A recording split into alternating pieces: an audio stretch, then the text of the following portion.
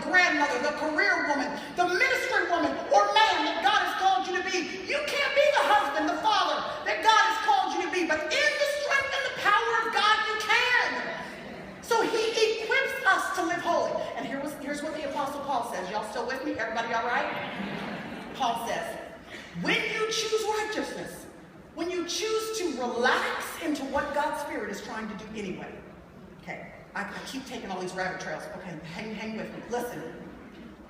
Do you know righteousness is not your work?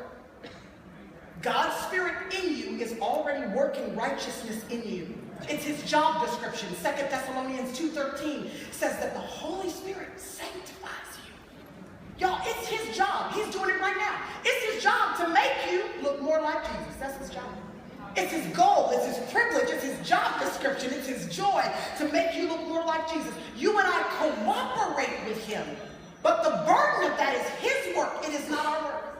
And as we relax into what he is doing in our lives, righteousness that is already in us starts to make itself apparent outside of us.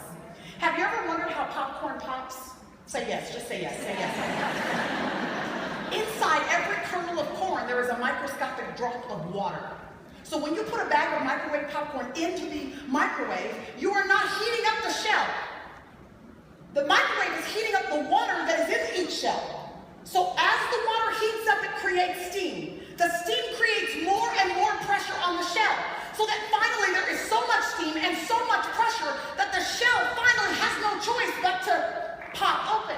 So you see all of that stuff that was hiding inside the shell, not because you heated up the shell, but because you heated up what was in the shell, and then all that stuff came out of the shell.